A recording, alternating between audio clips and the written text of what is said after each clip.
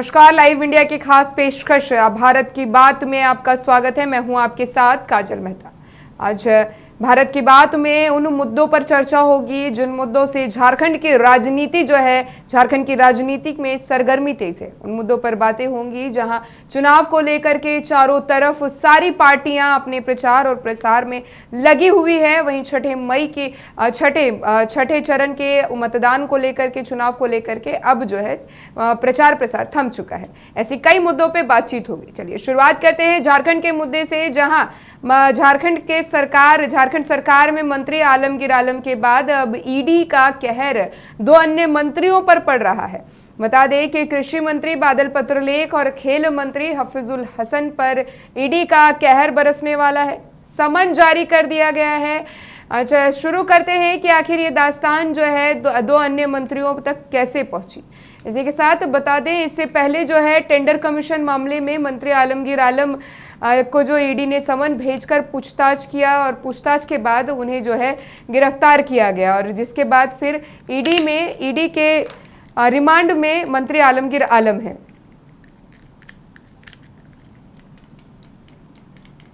जिसके बाद अब दो अन्य मंत्रियों की बारी है, जिसमें कि पहला नाम है हफीजुल हसन और दूसरा नाम है बादल पत्रलेख।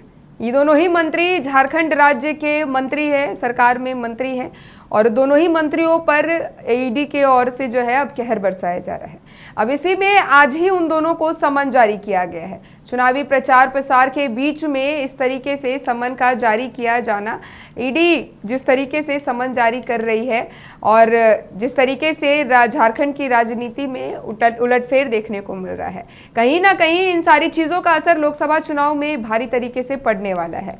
तो इन्हीं सारी चीज़ों के साथ जो है हफीजुल हसन और बादल पत्रलेख के ऊपर ईडी का कहर नजर आ रहा है।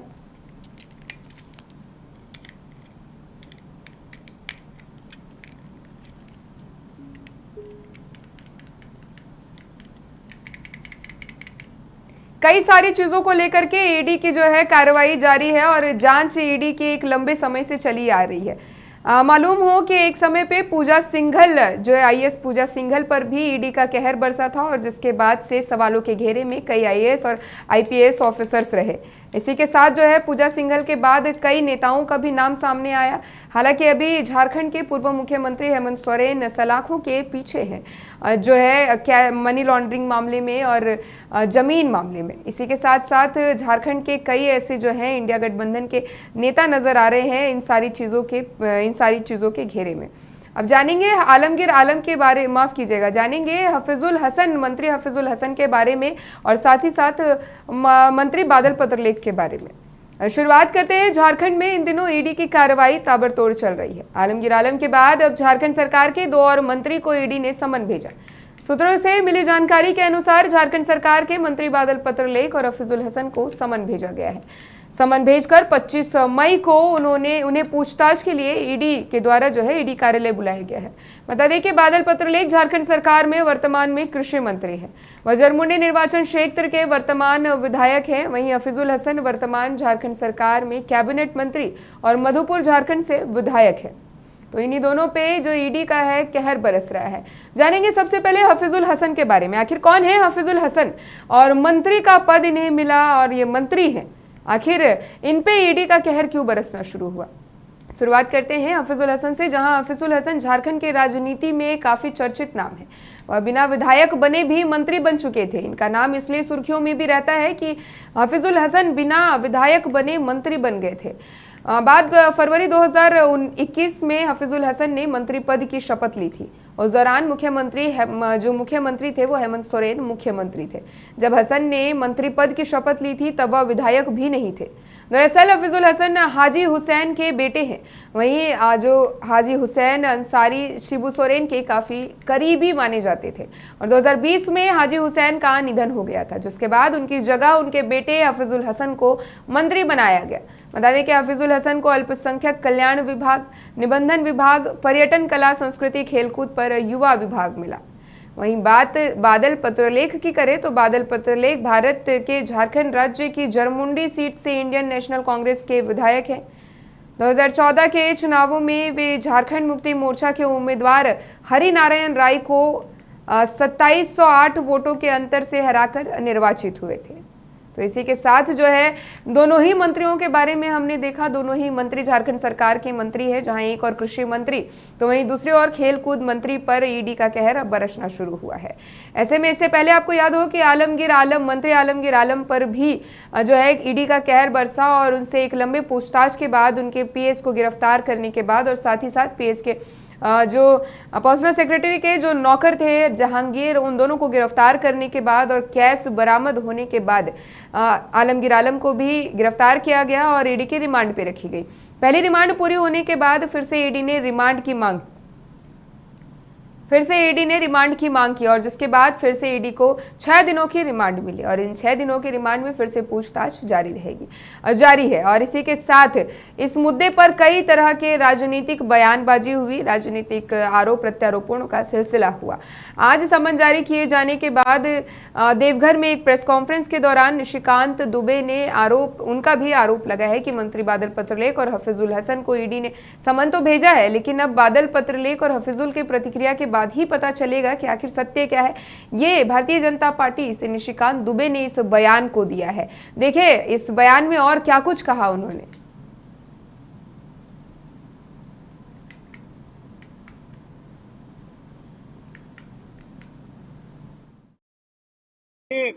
कल विनीता पासवान जी को प्रांडी गांव में जिस तरह से चप्पल से पीटने की कोशिश की सुरेश पासवान के भांजे ने, ये अपने आप में जो है हतोत्साहित करने वाली शर्मनाक घटना है।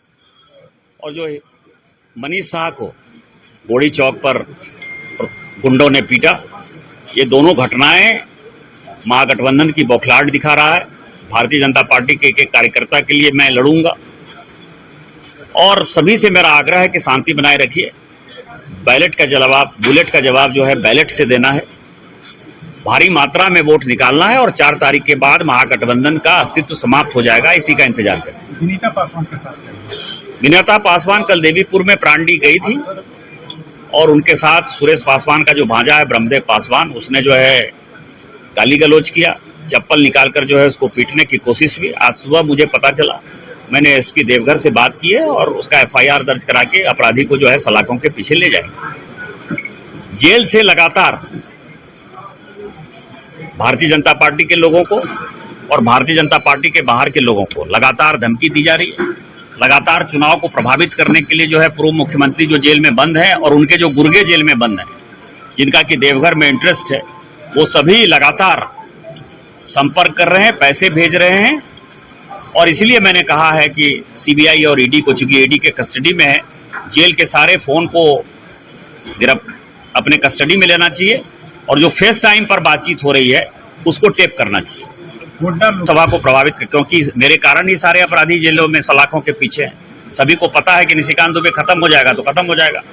ये मोदी जी की सरकार है, ना खाऊंगा ना खाने दूंगा, सबका हिसाब किताब होगा। ये जो डायरी पकड़ाई है और जो कैश पकड़ाया है उसमें हफीजुल हसन का भी नाम है और बादल पत्रलेख का भी नाम है। इसीलिए मैंने कहा कि दोनों को ईडी का समन हो रहा है।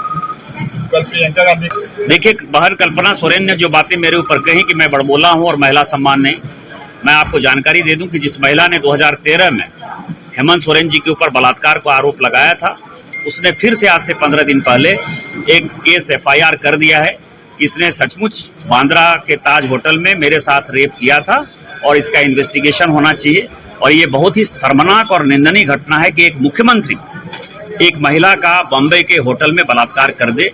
ये अपने आप। इसी के साथ आपने सुना निशिकांत दुबे ने इस तरीके से तंज कसा और बयानबाजी का जो है सिलसिला जारी है। सुबह से ही जब से समन जारी किया गया है मंत्री बादल पत्रलेख और मंत्री हफीजुल हसन के खिलाफ, जब से ईडी की ओर से समन जारी किया गया है और पूछताछ के लिए 25 मई को ईडी कार्यालय तलब किया गया है, तब से जो है बयानबाजी का सिलसिला जारी है। ऐसे में निशिकांत दुबे की तो आपने बातें सुन ली, अब पवन खेड़ा की बातें सुने। कांग्रेस से पवन खेड़ा ने भी इस बात पे अपना बयान दर्ज किया है। यही बात, ये समन और ये गिरफ्तारी की बात अगर आज से 5 साल पहले हुई होती तो शायद मैं आपके सवाल को सही मानता और मैं कहता कि हाँ सवालिया निशान है।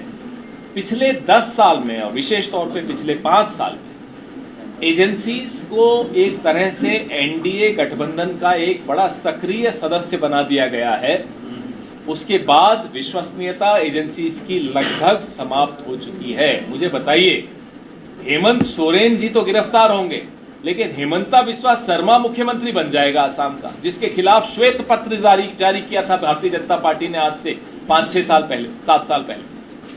श्वेत पत्र में था कि साहब ये नारदा में संलिप्त हैं, शारदा में संलिप्त हैं, ये पानी के जो घोटाला है जल योजना का उसमें है, इरिगेशन में है, सब में हेमंता बिस्वा शर्मा का नाम भारतीय जनता पार्टी ने डाला था। आज हेमंता बिस्वा शर्मा उनका डार्लिंग हुआ है। प्रफुल्ल पटेल, जिसके लिए प्रधानमंत्री जी हाथ नचा कर बोलते थे 2014 में 19 में कि दाऊद इब्राहिम से रिश्ते हैं, इकबाल मिर्ची से रिश्ते हैं। प्रफुल्ल पटेल आज कहाँ है? प्रधानमंत्री जी के बगल में बैठे हैं, सरकार का हिस्सा है, राज्यसभा में है। अब प्रफुल्ल पटेल जी दाऊद इब्राहिम के चहेते नहीं है, उनके दोस्ती नहीं है। या तो प्रधानमंत्री जी ने तब झूठ बोला तो माफी मांगे हम सबसे और प्रफुल्ल पटेल जी से भी, या सच बोला तो प्रफुल्ल पटेल जी उनके पड़ोस में क्यों बैठे हैं, उनके साथ क्यों हैं। अजीत पवार, 80,000 करोड़ का घोटाला प्रधानमंत्री जी ने दोनों हाथ नचा के बोला था, क्या हुआ?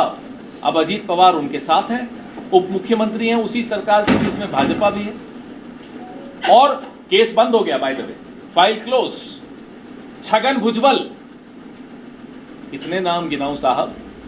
इसलिए एजेंसीज की विश्वसनीयता समाप्त कर दी नरेंद्र मोदी जी ने। अफसोस के साथ ये कहना पड़ रहा है। तो लगातार जब से मंत्री बादल पत्रलेख और मंत्री हफीजुल हसन के को ईडी का समन जारी किया गया है और 25 मई को ईडी कार्यालय तलब किया गया है पूछताछ के लिए। अब ऐसे में इस जो सारी चीज़ें हैं, झारखंड की राजनीति पर भी, लोकसभा चुनाव पर भी एक भारी असर पड़ने वाला है।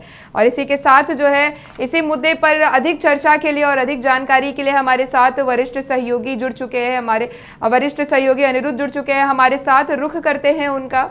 अनिरुद्ध, जिस तरीके से आज झारखंड की राजनीति में उलटफेर देखने को मिल रहा है, इन दिनों फिर से 2 मंत्रियों के खिलाफ जो है ईडी ने समन जारी किया है और 25 मई को तलब किया है ईडी कार्यालय, क्या कहेंगे अनिरुद्ध?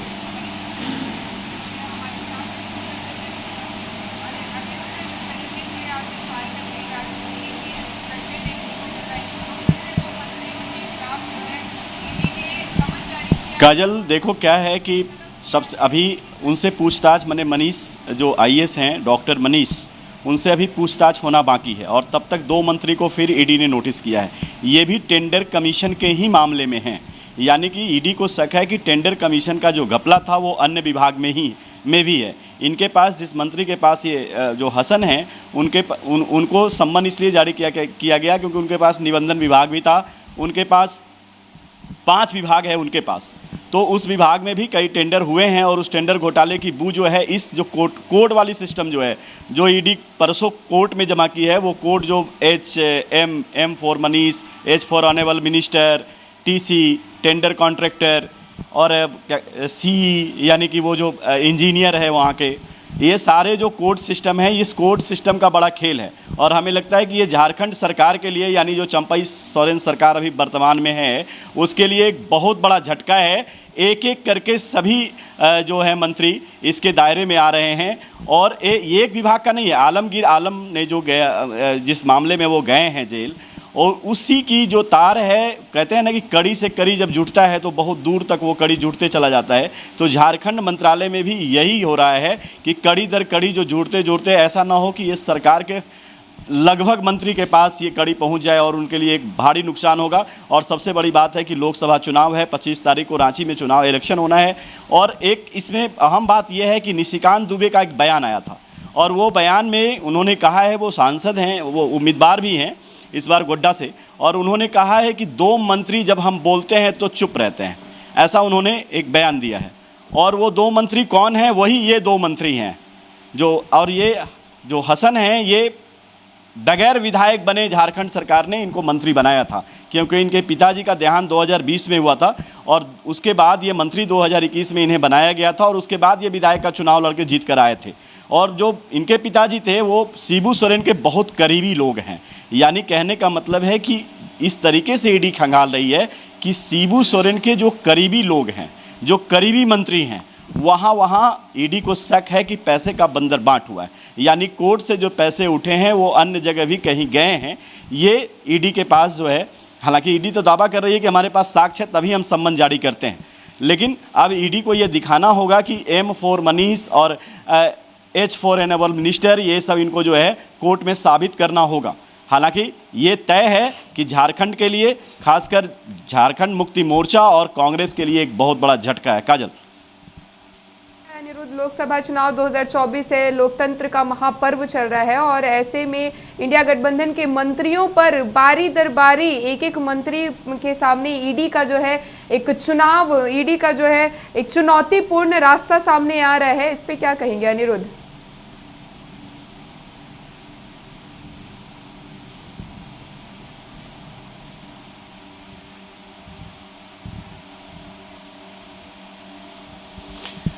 देखो, ये भारत की संविधान है और भारत की संविधान के तहत ईडी को अधिकार मिला है और ईडी अपने अधिकार की बात कर रहा है कि हमारा दायरा असीमित है और उस दायरे में आप आए हैं तो हम जांच करेंगे।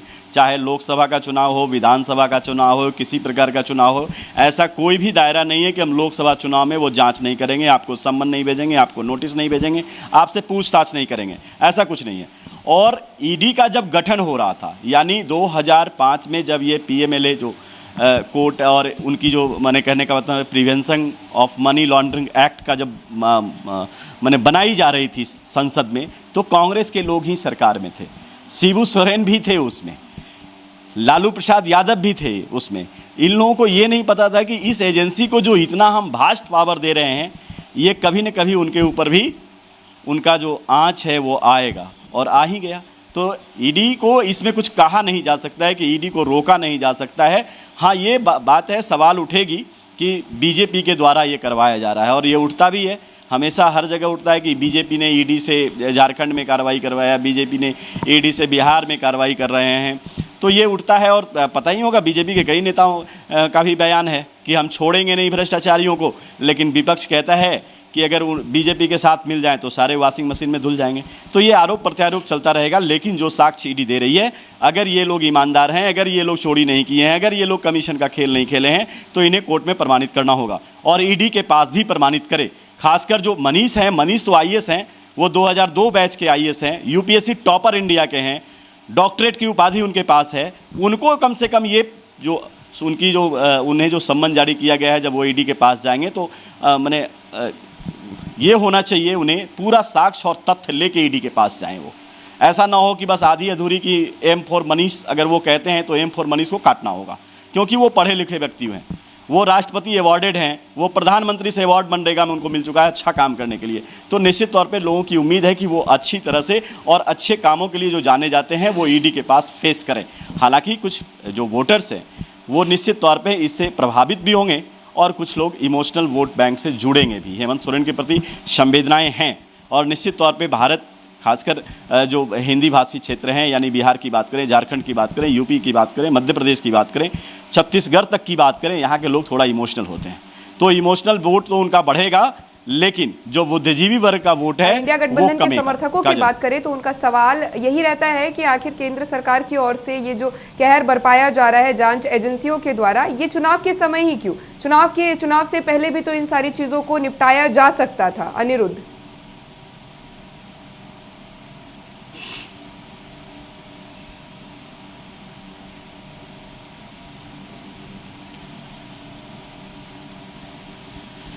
देखो काजल, ये कोई नई बात नहीं है।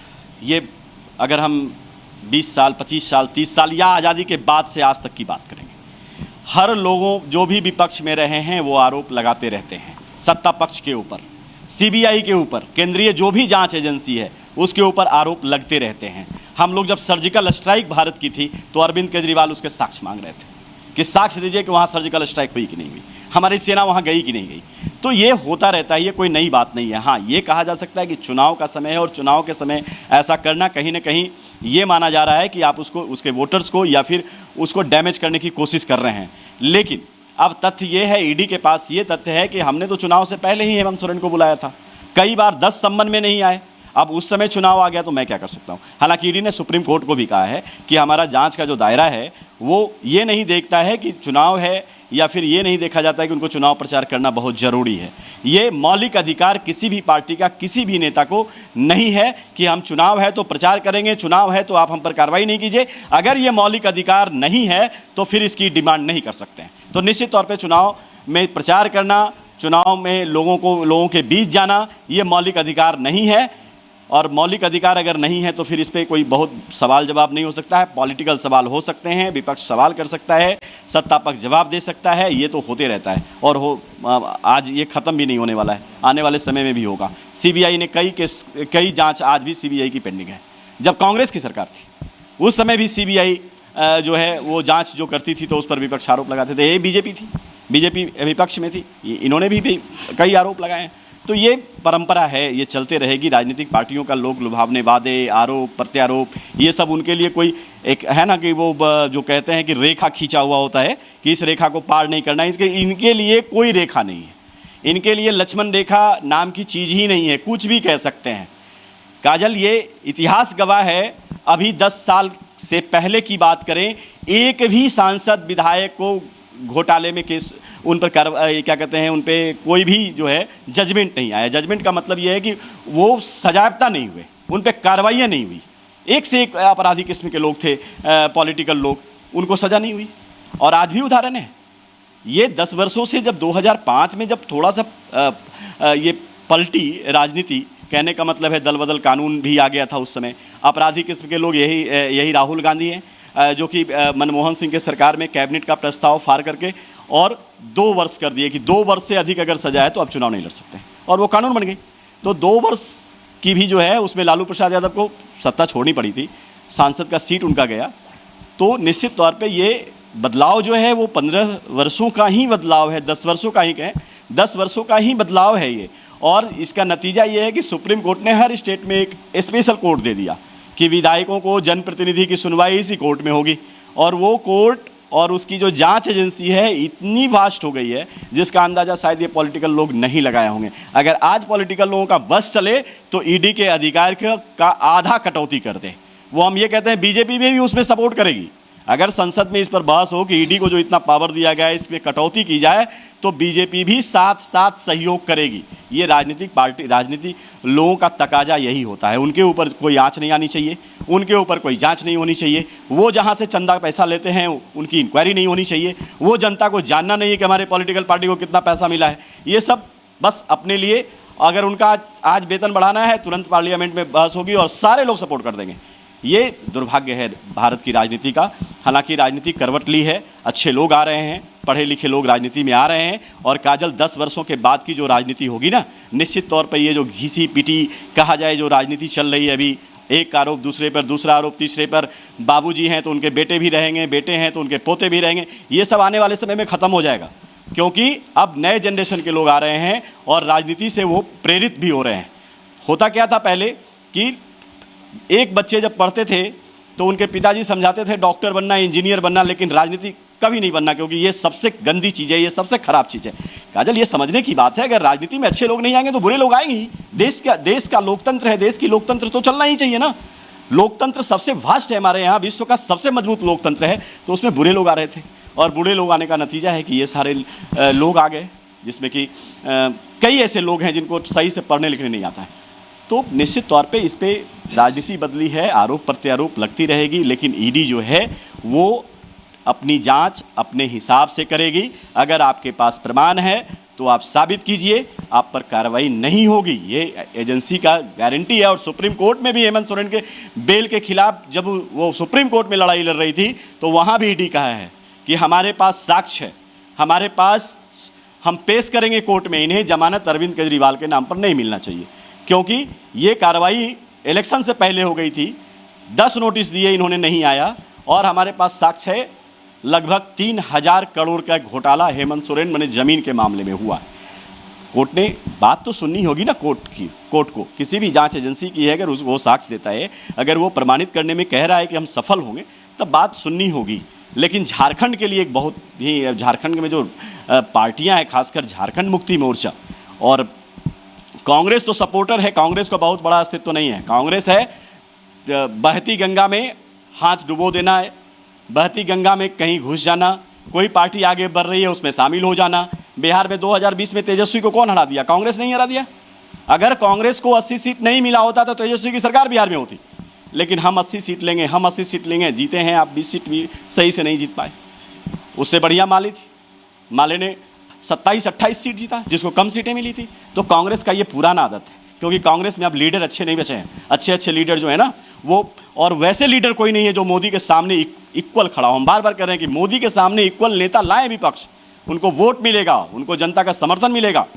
तो ये सारी चीज़ें पॉलिटिकल है, लेकिन खासकर जो इस मंत्री को जो सम्मन हुआ है वो जाएंगे और उनको जवाब देना चाहिए। और अगर नहीं देते हैं तो फिर ये हाई कोर्ट जाएं, सुप्रीम कोर्ट जाएं, आज नहीं कल ईडी के पास इनको जाना ही पड़ेगा और अपनी बात, जो उनका सवाल होगा उसका जवाब देना पड़ेगा। नहीं तो वही हाल होगा जो हेमंत सोरेन का हुआ है। ईडी उठा लेगी, आपको उठा के ले जाएगी। तो अच्छी बात यह है कि दोनों मंत्री जाके अपनी बात रखें वहाँ। हाँ काजल, एक चीज़ और है, इसमें एक मंत्री मुस्लिम है। देखना कल से वहाँ पॉलिटिक्स में, मैंने कहने का मतलब राजनीतिक गलियारा है, उसमें ये हो जाएगा कि मुस्लिम को ये देखना नहीं चाहते हैं। और ये किसी न किसी चुनाव प्रचार में अगले 2 दिनों में सुनने को मिलेगा झारखंड में कि मुस्लिम को पकड़ के ये जेल भेज रहे हैं, जिसमें कि आलमगीर आलम और ये दूसरे जो आए हैं हसन साहब, ये दोनों मुस्लिम हैं। और ये कैबिनेट में, मैंने हेमंत सोरेन की कैबिनेट में, आज के हैं चंपई सोरेन के कैबिनेट में, ये 2 मंत्री मुस्लिम ही हैं। एक बड़ा और सवाल दोनों यह मंत्री भी आता मुस्लिम है कि आखिर भारतीय जनता पार्टी 10 साल का कार्यकाल केंद्रीय मंत्री, माफ कीजिएगा, प्रधानमंत्री नरेंद्र मोदी का रहा। और इन 10 सालों में क्या भारतीय जनता पार्टी में कोई भ्रष्ट नेता या भ्रष्ट मंत्री नहीं थे? यह सवाल हमारा नहीं, यह सवाल समर्थकों का है। चूंकि एक न्यूज चैनल होने के नाते ये सवाल उठाना लाजमी नहीं है, लेकिन जनता के बीच में हम रहते हैं और जनता का सवाल यह है, समर्थकों का यह सवाल है कि भारतीय जनता पार्टी में क्या भ्रष्ट नेता नहीं है, भ्रष्ट मंत्री नहीं है, या इन 10 सालों में कोई है ही नहीं जो सिर्फ इंडिया गठबंधन के कोई ईडी के रडार या जांच एजेंसियों के रडार में रखा गया है? अनिरुद्ध, इस पे आपकी क्या कहना चाहेंगे इस पे?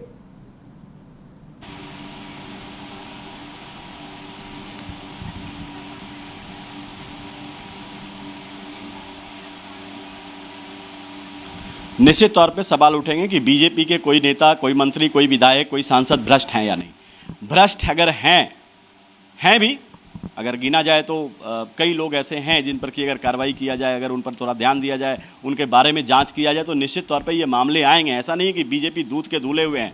बीजेपी के में भी जो लोग हैं आधे कांग्रेसी ही हैं, कांग्रेस से ही आए हैं, अपनी राजनीतिक शुरुआत कांग्रेस से ही किए थे।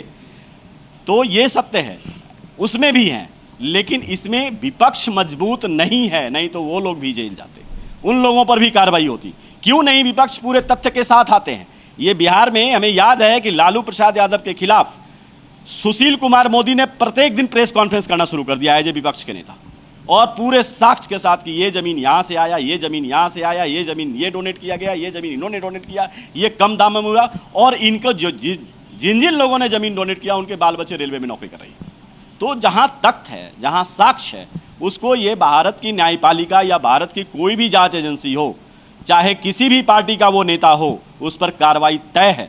तो विपक्ष जो राजनीतिक माने चुनावी घोषणा में ये कर रहे हैं, चुनाव के दौरान ये जो कह रहे हैं, इनको पहले ये सारे साक्ष्य लाने चाहिए, ये तथ्य लाने चाहिए। उनको मीडिया में नहीं, कुछ तो मीडिया में प्रेस कॉन्फ्रेंस करके देना चाहिए कि ये बीजेपी के मंत्री हैं, इनके पास इतनी अवैध संपत्ति है, ये बीजेपी के मंत्री हैं, ये यहाँ से कमीशन लिए हैं। सब लोगों को पता है। ऐसा नहीं है कि कांग्रेस को नहीं पता है कि बीजेपी के नेता कहाँ से कमीशन लेते हैं और कैसे वो सरकार चल रही है, कहाँ से पैसे लेते हैं। आज जो है सुप्रीम कोर्ट ने कहा ना कि डोनेशन आप ऑनलाइन कीजिए। आप डोनेशन जो लिए हैं, आप जो बॉन्ड का मामला आया, ये सुप्रीम कोर्ट ने कहा कि उसको सार्वजनिक कीजिए।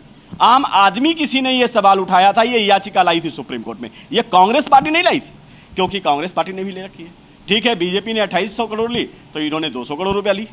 तो ये करना नहीं है। ये जनता जो है ना, अगर साक्ष्य है बीजेपी के खिलाफ, बीजेपी के सांसद के खिलाफ, तो विपक्ष को चाहिए कि उसे लाएं, उसे लोगों के सामने पेश करें कि हम ही नहीं, ये जो पूरी जमात है, चाहे हम हो, चाहे वो हो, चाहे किसी भी पार्टी को, पूरी जमात इसमें शामिल हैं। तब देखना लोकतंत्र कितनी खूबसूरत फिर दिखेगी। ये नहीं लाना चाहते हैं ये लोग। तो जब सुप्रीम कोर्ट ने कुछ डायरेक्शन दिया, हाई कोर्ट ने कुछ डायरेक्शन दिया, तो लोग लेके उड़ जाते हैं। अब ये काजल, ये पूछना चाहिए हम लोगों को कि 10 वर्षों में कितने दिन संसद चला। एक संसद चलने में अगर उसका आंकड़ा लगाओगी तो करोड़ों रुपए प्रत्येक दिन लगते हैं। ये संसद में बहस करने की चीज़ है, संसद में ये बहस करते नहीं है, भाग जाते हैं। तो बीजेपी को भी चाहिए कि अपना एक ऐसा टीम गठित करें, एक अपने पार्टी में ऐसा करप्शन ब्यूरो टाइप का जो कहा जाए ना, जैसे ACB कहते हैं उसको, एंटी करप्शन ब्यूरो, वो गवर्नमेंट की एक शाखा होती है। उसी तरीके से आप एक पार्टी में ऐसी एक करप्शन ब्यूरो जो है, एंटी करप्शन ब्यूरो बनाइए। कैसे किसी भी प्राइवेट एजेंसी में भी विजिलेंस होता है उसका, स्टेट बैंक हो उसमें भी एक उसका अपना विजिलेंस होता है, जहां पता चलता है वहां कार्रवाई होती है।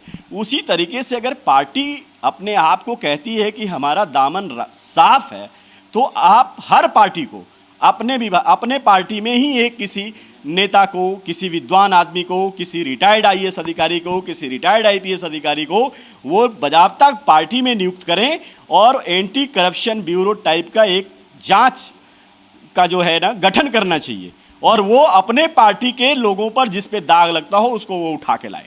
ये आने वाले समय में होगा। जिस तरह से आम आदमी पार्टी अब एक्यूज बन रही है, तो निश्चित तौर पे एंटी करप्शन ब्यूरो भी इस तरह का पार्टी को गठन करना होगा, और गठन करके वो अपने अपने लोगों के ऊपर कार्रवाई करें और उनके ऊपर FIR करवाएं, उनके ऊपर जांच बैठाएं कि आप पर ये आरोप है। आरोप नहीं है तो कैसे नरेंद्र मोदी ने अपने जो कैबिनेट है उससे 4-5 मंत्रियों को तुरंत एक झटके में हटा दिया। इसके पीछे वही चीज था, करप्शन की बू आ रही थी, और उस करप्शन की बू के कारण इन लोगों को हटाया गया। ये लोग बने कहे कि नरेंद्र मोदी ये किए, नरेंद्र मोदी ने वो किए। आज नरेंद्र मोदी का ये लोग गुणगान कर रहे हैं। 2 मिनट में क्यों रविशंकर प्रसाद हट गए थे? उसके पीछे बहुत बड़ा एक षड्यंत्र चला था। 100 करोड़ रुपए के मामले जांच चल रहे थे।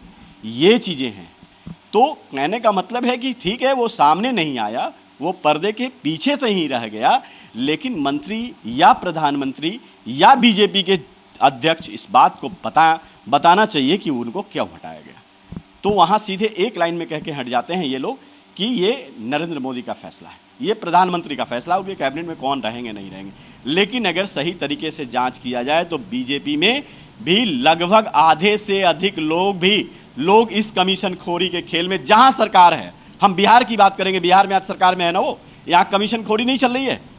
बिना कमीशन का एक टेंडर नहीं पास होगा, एक टेंडर कॉन्ट्रैक्टर को नहीं मिलेगा। यहाँ पुल जब हवा में उड़ जाता है तो वो जाके हाई कोर्ट में कहते हैं कि हम पुल बनवा देंगे, और 1600 करोड़ रुपए का पुल उड़ता है, 1600 करोड़ हाई कोर्ट में ये एक्सेप्ट कर लेता है कि हम बनवा देंगे, और उसके ठीक तीसरे दिन उसी कंपनी को 3200 करोड़ रुपए का टेंडर बिहार सरकार दे देती है। कैसे दे देती है? जब पुल उड़ गया तो उसको ब्लैकलिस्टेड कीजिए उस कंपनी को, फिर उसी कंपनी को आप टेंडर दे रहे हैं। ये सब कमीशन का खेल ही है। इसमें जीतन राम मांझी क्यों हटे थे जब मुख्यमंत्री बने थे? तो यही कमीशन की खेल। बिहार म्यूजियम बन रही थी, 300 करोड़ का DPR था, और 2 साल में ही वो 600 करोड़ का DPR हो गया। इतनी महंगाई बढ़ गई कि डबल हो गई, और ये जीतन राम मांझी को पता चल गया था। जीतन राम मांझी ने कहा कि हमें भी 100 करोड़ रुपए चाहिए। हालांकि प्रमाण नहीं है काजल, ये पर्दे के पीछे की बात है, और यही कमीशन के खेल में जीतन राम मांझी को हटाया गया। ये एक कड़वी सच्चाई है। हम प्रमाण नहीं दे सकते हैं, लेकिन सच्चाई यही है। यहाँ बिना कमीशन का, बिना पैसे का बिहार में कोई काम नहीं होना है। अगर आप थाना में एक रिपोर्ट दर्ज करवाने जाइए तो वहाँ भी 200-400 रुपये देने पड़ेंगे। एक मोबाइल अगर हम लोगों का भुला जाए, और मोबाइल जब या फिर चोरी हो जाए, तो चोरी कराने का FIR नहीं दर्ज होगा, कहेगा कि लिख दीजिए भुला गया। और भुलाने वाली जो सनहा दर्ज करेंगे उसके लिए भी थाने के मुंशी को 500 रुपये चाहिए। ये है बिहार की सरकार, ये है बीजेपी की सरकार, जहां हम लोगों ने बहुत करीब से देखा है वहां की शासन व्यवस्था को। आज डंके की चोट पे ये लोग कह रहे हैं कि हम ईमानदार हैं। एक मोदी को अगर छोड़ दिया जाए, क्योंकि ये वोट जो भी लोग दे रहे हैं, या जो बिहार के या भारत के मतदाता हैं, लगभग जगह हमने देखा है कि सबने ये कहा कि मैं मोदी को वोट दे रहा हूँ, मैं मोदी को वोट दे रहा हूँ। मैं बीजेपी को सुना ही नहीं किसी को कहते हुए कि मैं बीजेपी को वोट दे रहा हूँ, किसी को नहीं सुना आज तक। अगर हमने 200 इंटरव्यू देखा है, 200 बयान देखा है इस लोकसभा चुनाव में, तो 200 में 25 भी ऐसे लोग नहीं मिले जो ये कहते नजर आए कि हम बीजेपी को वोट देंगे। सीधा कहता है हम नरेंद्र मोदी को वोट देंगे। तो कहीं न कहीं कुछ न कुछ तो बातें हैं, और बीजेपी में सारे लोग दूध के धुले हो ही नहीं सकते हैं, किसी पार्टी में नहीं हो सकते हैं। और जिसकी सत्ता रहती है ना केंद्र में, वो ऐसे ही अपनी एजेंसियां को कहीं न कहीं दुरुपयोग करते हैं। ये कोई नई बात नहीं है। नरेंद्र मोदी या बीजेपी को इस बात को समझना चाहिए कि पब्लिक में आवाज़ उठ रही है कि आप जो हैं, आपके अंदर भी आपके लोग भी करप्शन कर रहे हैं, उस पर कार्रवाई क्यों नहीं करते हैं?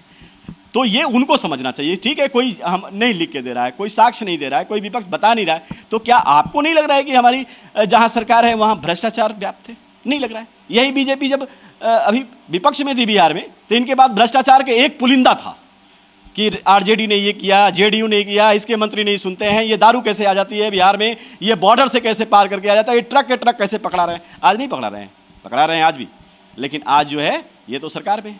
तो निश्चित तौर पर अगर विपक्ष इस बात को उठाता है तो कहीं गलत नहीं है। इसके लिए हर पार्टी को समझना चाहिए कि कैसे हमारे ऊपर भ्रष्टाचार का आरोप ना लगे।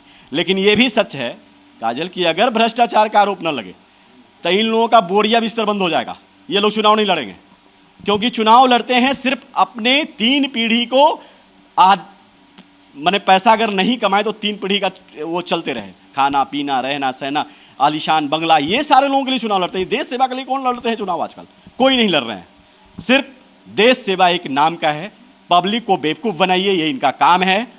पब्लिक को ये अच्छा एक बात बताओ काजल, मैं एक सवाल करना चाहता हूं आज कि यदि 10 वर्ष तक आपने भारत में खूब बढ़िया सरकार चलाया, बेहतर सरकार चलाई, आपके कैबिनेट में भ्रष्टाचार का आरोप नहीं लगा, तो आपको हर जगह जगह जाकर चुनाव प्रचार करने की जरूरत क्या है?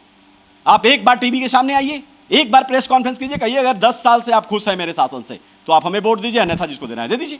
है हिम्मत किसी को कहने में? कोई नहीं कह सकता है इस चीज को। क्या आप ये करोड़ों करोड़ रुपया आपके रोड शो में खर्च हो रहे हैं, आपके हेलीकॉप्टर में खर्च हो रहे हैं, आप जहां जा रहे हैं वहां के आयोजनकर्ता को खर्च हो रहा है, ये खर्च का पैसा तो पानी की तरह आ रहा है।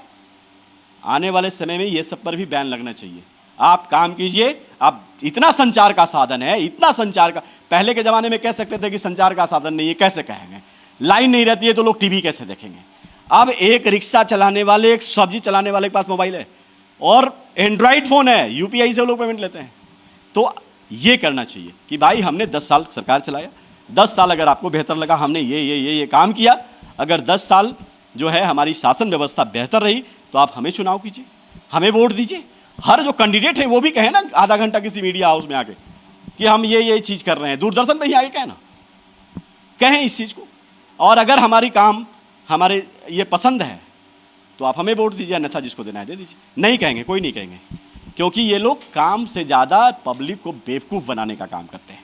हालांकि लोकसभा चुनाव है, जनता मालिक है, जनता की अदालत में लोग जा चुके हैं। देखो अग्नि परीक्षा ये लोग देते हैं, 5 वर्षों में एक अग्नि परीक्षा देते हैं। और जो तंत्र हैं, न्यायपालिका, कार्यपालिका, ये लोग एक बार परीक्षा दे के आते हैं और 60 साल तक इनको अग्नि परीक्षा नहीं देनी होती है। ये लोग विधायिका में अग्नि परीक्षा ये लोग 5 साल में दे के आते हैं। तो निश्चित तौर पे इतना तो जरूर इनको ज्ञान है कि पब्लिक को उलूल जुलूल पहाड़ा पढ़ा के झूठ साँच कह के आप जो है ये वोट ले आते हैं, वो अग्नि परीक्षा में पास कर जाते हैं। और इसी कारण से इन लोगों को माननीय भी कहा गया है।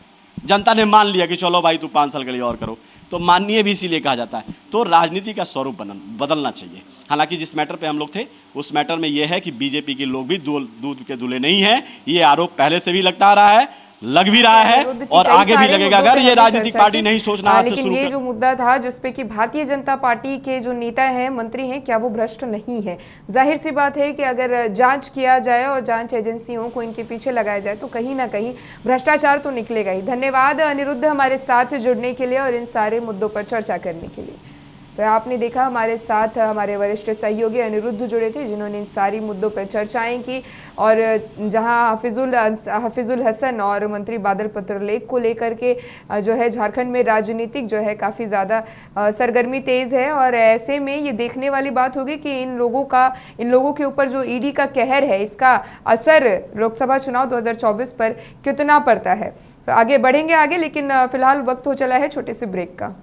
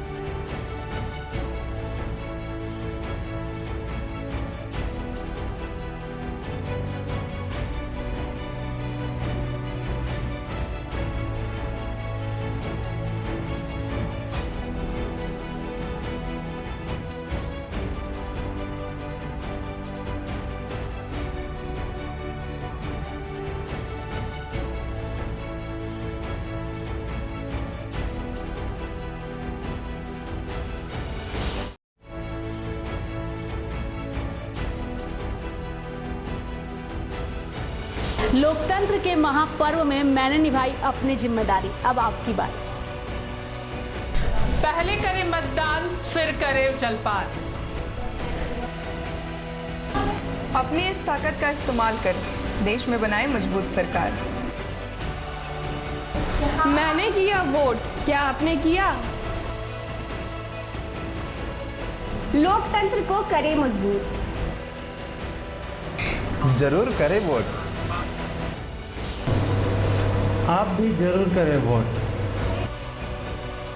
हम हैं तैयार, आप भी जरूर करें वोट। लोकतंत्र के सबसे बड़े अधिकार का करें इस्तेमाल। हमने डाला वोट, अब आपकी बारी। आपके पास ताकत है सरकार बनाने की, गिराने की। आप भी करें वोट। मैं नहीं, पर आप जरूर करें वोट।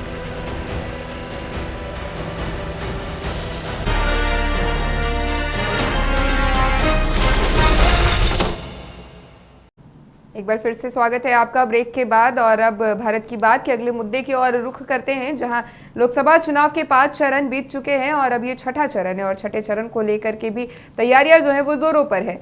और ऐसे में जो छठे चरण की जो तैयारियां हैं वो जितना ही जोर शोर आम जनता में, नेताओं में दिख रहा है, उतना ही आम जनता में भी दिख रहा है, क्योंकि छठे चरण के बाद एक आखिरी चरण बचेगा जो कि 1 जून को होगा। तो ऐसे में छठे चरण के जो चुनाव को लेकर के जो प्रचार है वो आज थम चुका है। और इसी चीज को लेकर के जो है कितने छठे चरण के दौर में 8 प्रदेशों की कुल 58 सीटों के पर वोटिंग होना है।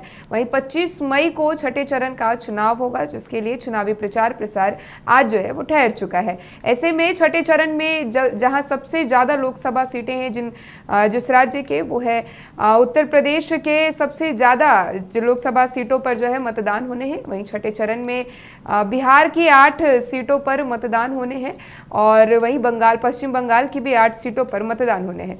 हरियाणा में भी 10 सीटों पर जो है मतदान होने हैं और बात करें दिल्ली की, तो दिल्ली की 7 सीटों पर मतदान होंगे। वहीं ओडिशा की 6 सीटों पर और झारखंड की 4 सीटें शामिल है छठे चरण के मतदान के लिए। ऐसे में जम्मू कश्मीर में भी 1 सीट जो है, 1 सीट पर जनता जो है, मतदाता है, वो वोट डालेंगे। और साथ ही साथ अब बात करें चुनावी प्रचार प्रसार, हालांकि अब तो थम चुका है, लेकिन गृह मंत्री अमित शाह भी पटना पहुंचे थे आज और उन्होंने भी जनता के बीच जो है चुनावी प्रचार प्रसार किया। और इन्हीं सारे मुद्दों पर बातचीत के लिए हमारे साथ पटना से सहयोगी संजय जुड़ चुके हैं। संजय, छठे चरण का मतदान जो है वो 25 मई को है और आज चुनावी प्रचार प्रसार थम चुका है, क्या कहेंगे संजय?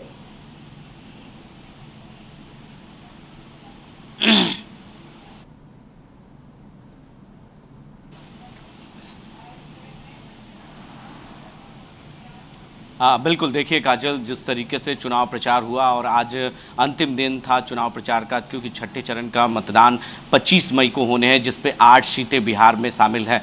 ऐसे में बता दें कि सिवान, महाराजगंज, वाल्मीकि नगर, पूर्वी चंपारण, पश्चिमी चंपारण और तमाम उन जगहों पर चुनाव होने हैं जिसमें 8 सीटें शामिल है। वैशाली भी है। ऐसे में कहीं ना कहीं इन 8 सीटों में शिवहर भी शामिल है। तो काफ़ी कांटे की टक्कर है सभी जगहों पर और अंतिम चुनाव प्रचार था आज और जो सभी नेताओं ने अपने चुनाव प्रचार खत्म कर लिए और अब 7वें चरण के ओर बढ़ गए हैं। तो ऐसे में कहीं ना कहीं चुनाव प्रचार को लेकर जो है कई वादे जनता के बीच किए गए, कई वादे किए गए, विवाद भी हुआ दोनों पार्टियों के बीच। दोनों पार्टियों की तरफ से, पक्ष और विपक्ष की तरफ से जो है कई मुद्दों को लेकर सरकार को भी घेरा गया और सरकार ने भी जवाब दिया। तो ऐसे में कहीं ना कहीं जो है तेजस्वी यादव लगातार तबातोर रैलियां कर रहे हैं। तो वही गृह मंत्री अमित शाह भी पटना पहुंच चुके हैं और वो सीधा जो है दिवंगत सुशील मोदी के आवास पर वो गए, उनके परिवार से उन्होंने मुलाकात की है, उनके तैल चित्र पर उन्होंने माल्यार्पण किया है और श्रद्धांजलि दी है। तो ऐसे में कहीं ना कहीं जो है अमित शाह का बिहार लगातार दौरा हो रहा है और पटना में खास तौर पर प्रधानमंत्री भी आए थे दूसरी बार और 25 तारीख को फिर वो प्रधानमंत्री विक्रम में आ रहे हैं, जो पटना से सटा हुआ जिला है, ग्रामीण क्षेत्र है, जहां पर पाटलिपुत्र संसदीय क्षेत्र है, वहां पर प्रचार प्रसार करेंगे, चुनावी सभा को संबोधित करेंगे। तो ऐसे में कहीं ना कहीं जो है इसको लेकर प्रचार प्रसार छठे चरण के समाप्त हो गए और नेताजी ने कई वादे भी किए हैं। तो ऐसे में कह सकते हैं कि तेजस्वी यादव लगातार रोजगार की मुद्दे की बात कर रहे हैं, महंगाई की बात कर रहे हैं, शिक्षा की बात कर रहे हैं, हैं, दवाई की बात कर रहे हैं, सभी मुद्दों पर वो बोल रहे हैं। वहीं जो है अब जो है छपरा का मामला भी सामने आ गया है, तो ऐसे में वहाँ पर भी वर्चस्व की लड़ाई थी और अब जो है वो इंटरनेट सेवा जो है 25 मई तक के लिए बंद कर दिए गए हैं, क्योंकि उसी से सटा हुआ जिला सिवान है, छपरा के सटे हुए, और 2 लोकसभा वहाँ पर हैं सिवान में, महाराजगंज और सिवान, ये दोनों सीट पर जो है कांटे की टक्कर है। एक तरफ सिवान में हिना साहब है निर्दलीय, तो वहीं जदयू से बात करें तो विजय लक्ष्मी हैं और आरजेडी से अवध बिहारी चौधरी हैं, तो ये त्रिकोणीय लड़ाई वहाँ पर भी है। और वहीं बात करें महाराजगंज में तो कांग्रेस के प्रत्याशी जो अखिलेश प्रसाद सिंह के पुत्र हैं आकाश कुमार सिंह, वो भी हैं निर्दलीय कांग्रेस से, तो वहीं आरजेडी से जनार्दन सिंह सेग्रीवाल हैं, तो वहाँ पर भी कई तरह बैकवर्ड और फॉरवर्ड की लड़ाई अब शुरू हो गई है, क्योंकि जिस तरीके से छपरा में घटना घटी और उसके बाद से ही अब उस इलाकों में बैकवर्ड और फॉरवर्ड की बातें सामने आ रही है, क्योंकि जिस तरीके से जो आरजेडी के समर्थकों को गोली लगी, जिसमें एक चंदन राय की मौत हो गई है, 2 की हालत अभी भी नाजुक है और एक कोमा में जा चुका है।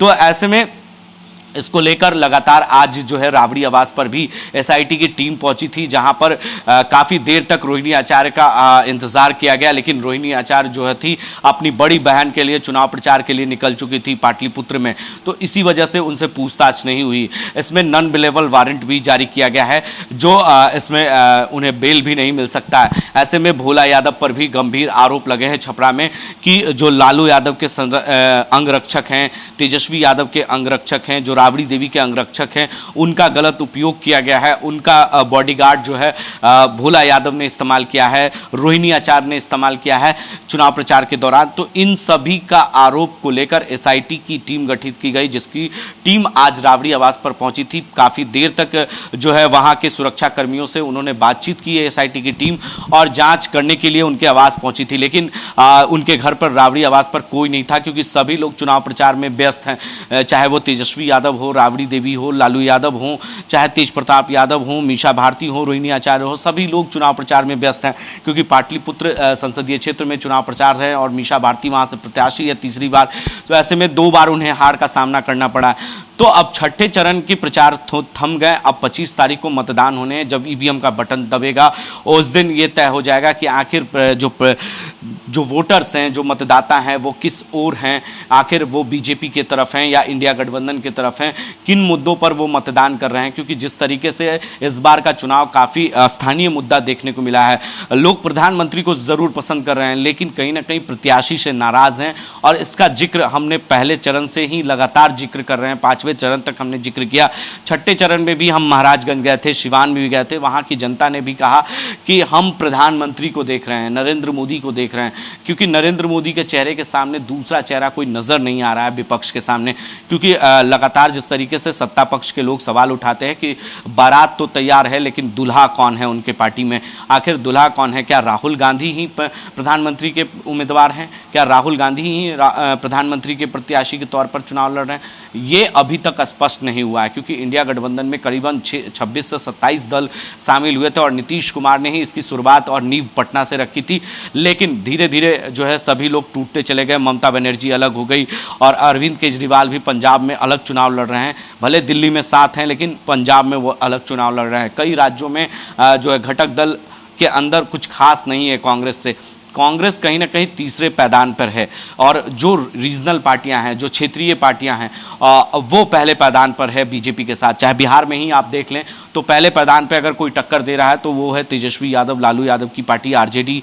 राजद सुप्रीमो लालू प्रसाद यादव ने जिस तरीके से टिकट बंटवारा किया और समीकरण को देखते हुए जातीय आधारित गणना हुआ बिहार में, कई तरह के मुद्दे। प्रचार प्रसार के दौरान जो है भारतीय जनता पार्टी की अगर हम बात करें तो जो बड़े चेहरे हैं, अमित शाह की बात करें या प्रधानमंत्री नरेंद्र मोदी की बात करें, लगातार जो है इनके दौरे चल रहे हैं। और आज भी अमित शाह पहुंचे पटना और उन्होंने सुशील मोदी के घर गए, श्रद्धांजलि दी और उनके परिवारजनों से मुलाकात के बाद वो दफ्तर गए। अब ऐसे में चुनाव पर कितना असर पड़ेगा, क्योंकि एक और अगर देखा जाए तस्वीरें इंडिया गठबंधन की, तो उस और जो है लगातार कार्रवाइयों का सिलसिला जारी है, और दूसरी ओर हम भारतीय जनता पार्टी की बात करें, एनडीए की बात करें, तो लगातार प्रचार और प्रसार का सिलसिला और बड़े चेहरों का आना जाना जारी है। क्या ऐसे में क्या तस्वीरें होंगी लोकसभा चुनाव को लेकर के, संजय?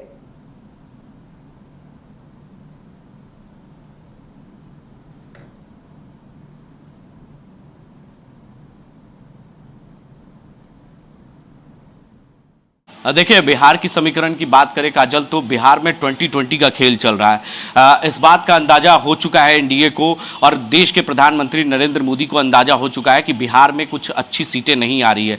जो आज तक बिहार ने 39 सीटें उन्हें दिया है जीतकर, तो बिहार के लोग इस बार वैसा नहीं कर रहे हैं। इस बार बिहार के लोग 2020 का खेल खेल रहे हैं। मतदाता जो है वो काफ़ी मौन है, चुप हैं, और वोटर बहुत साइलेंट तरीके से वोट कर रहे हैं। खुलकर कोई बातें नहीं कर रहे हैं। कोई रोजगार की बात कर रहे हैं तो कोई जो है देश की बात कर रहे हैं कि देश में प्रधानमंत्री को देख रहे हैं, लेकिन विकास के मुद्दे पर लोग वोट कर रहे हैं, लेकिन बहुत सातित तरीके से, बहुत समझदारी और सूझबूझ से अपने मत का प्रयोग कर रहे हैं। इस बार इस बात का अंदाजा प्रधानमंत्री को भी हो चुका है और गृह मंत्री अमित शाह का। इसलिए लगातार प्रधानमंत्री का दौरा पटना हो रहा है, बिहार दौरा हो रहा है। बिहार में कई बार वो आ चुके हैं और जनसभा को संबोधित कर रहे हैं। पटना तीसरी बार आ रहे हैं 25 मई को, और फिर वो विक्रम में पाटलिपुत्रा विधानसभा क्षेत्र में चुनावी सभा को संबोधित करेंगे, जहां पर उन्हें लग रहा है कि पटना साहिब और पाटलिपुत्र, जो सबसे बिहार की राजधानी, 2 सीटें हैं लोकसभा का, जिसमें 6 विधानसभाएं हैं, तो ऐसे में कहीं ना कहीं इन सभी जगहों पर उनको अब ये इस बात का एहसास हो चुका है कि रविशंकर प्रसाद और रामकृपाल यादव